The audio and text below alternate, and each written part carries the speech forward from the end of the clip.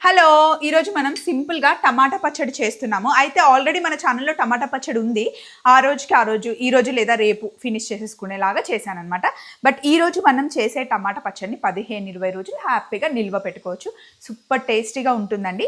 ఎలా చేయాలో చెప్తాను. Simple process. ఫస్ట్ పొయ్యి మీద గిన్నె పెట్టుకొని కొంచెం నూనె అయితే ఎక్కువ పడుతుంది, పచ్చళ్ళు కదా. సో ఇప్పుడు నూనె వేసేసి నేను ఇప్పుడు ఒక 1/2 డజన్ టమాటాలని కట్ చేసుకున్నాను. నూనెలో వేసేసి చక్కగా మగ్గనివ్వాలి.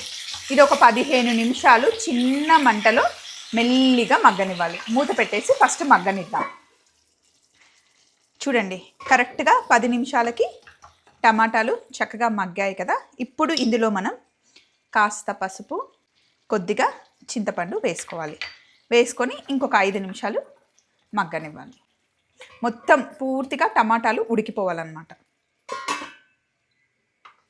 టమాటాలు ఇలా చక్కగా మగ్గాలి. ఇప్పుడు ఓపెన్గా పెట్టేసుకొని ఇందులో కారం అలాగే ఉప్పు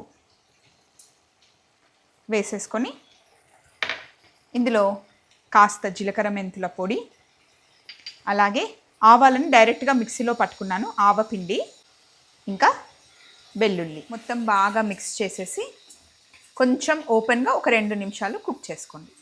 ఇలా బాగా మగ్గిన తర్వాత ఇప్పుడు స్టవ్ ఆఫ్ చేసి కొంచెం చల్లగా అయిన తర్వాత మిక్సీ ఇలా చల్లగా అయిన తర్వాత మిక్సీ పట్టేసుకోవడమే. అయితే మిక్సీ మటుకి ఎక్కువసేపు పట్టకూడదు. జస్ట్ ఆన్ చేసి ఆఫ్ చేయాలి, ఆన్ చేసి ఆఫ్ చేయాలి అంతే. వేడివేడిగా ఉన్నప్పుడు మటుకి మిక్సీ వేయకండి, కొంచెం వెయిట్ చేసి వేద్దాం. ఇలా బరకగా మిక్సీ పట్టుకోవాలి. టమాటా ముక్కలు మనకి కనిపించాలన్నమాట. ఇప్పుడు చిన్న తాలింపు చేసుకుందాం. పొయ్యి మీద చిన్న గిన్నె పెట్టుకొని కొంచెం ఆయిల్ వేసుకోండి. కొన్ని ఆవాలు, కాస్త జీలకర్ర, ఎండుమిరపకాయలు, కరివేపాకు, కొంచెం పసుపు వేసేసి స్టవ్ ఆఫ్ చేసేసుకోండి.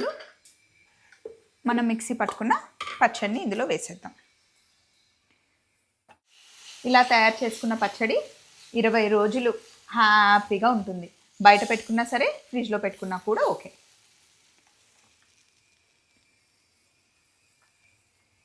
ఆహా, అమృతంలా ఉంది.